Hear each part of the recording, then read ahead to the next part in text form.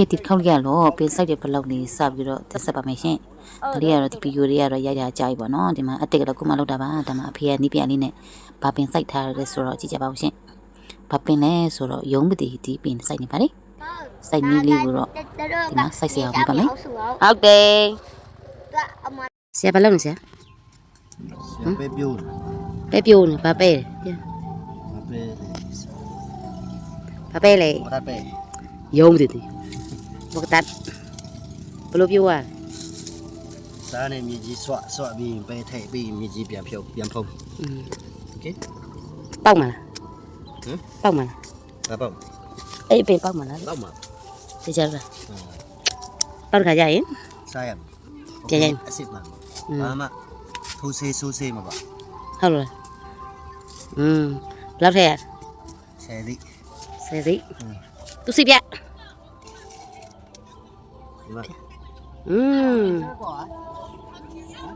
有那个，OK，快，那都快，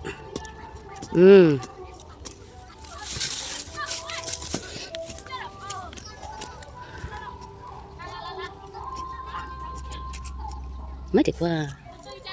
，thế này, cái ta sẽ xa rồi, cái để mà piu xẻ bát, piu giờ space số nào vậy, space piu nữa lúc á, space số nào. ဟုတ်ပြီကဲရုံးတည်တည်ပင်နဲ့ပေးဆောင်ပင်ပြောပြသွားပြီဆိုတော့ဒါလေးကတော့ဘာပင်စိုက်မလဲဆိုတော့ကြည့်ကြအောင်နော်ဘာပင်ဖြစ်မလဲဆိုတော့ငါပြောပင်ပါဒါလေးကတော့ယူချမလေးပြန်မတက်ခင်ပါနော်တက်ပြီးရေးထားတာရှိလို့ပါ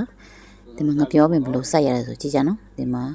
ဒီဟာကိုတူးတဲ့ခါကြိုင်မှာဒါနည်းနည်းမိလက်နဲ့လေးတူးရမယ်နော်နှမဆိုရင်ဒီအပင်ကလုံးဝမရှင်းပါဘူးနော်ကဲဒီလိုလေးတူးသွားလို့ရှိရင်အမအိုင်းနဲ့ဖိပြီးတော့ဒီကြီးနဲ့ပြန်ပြီးတော့ပြရပါတယ်ကဲဒီမှာရုပ်ကြရှိတော့နေပါနော်ကဲဒီမှာကနောက်တစ်ပင်ဆက်ဆိုင်ပါနော်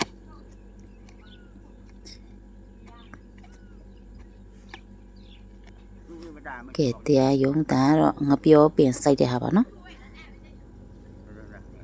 ကဲဒီလိုပေါက်တူးနဲ့တူးရပါတယ်ပေါက်တူးနဲ့တူးရလို့ရှိရင်ဒါဒီငါပြောပင်ကိုပေါ့နော်အားနဲ့ဖိထည့်ပြီးတော့အပေါ်ကနေမြေကြီးပြန်တူးရမှာပါကဲဒါပြီးသွားရင်ဒါနောက်တစ်နေ့ပေါ့နော်နောက်တစ်နေ့ဒီဟာကိုစိုက်ထားတဲ့ရုံးတည်တည်ကဒီမှာအပင်လေးပေါက်လာပါပြီကဲဒီမှာအပင်လေးပေါက်တာတဲ့ရိပ်ပြပါတယ်ဒီကတော့ချက်ချင်မောင်ကျော်ပေါ့ချင်မောင်ကျော်မဟုတ်ပါဘူးချင်မောင်ပင်ပါချင်မောင်ပင်လေးပေါက်နေပါပြီ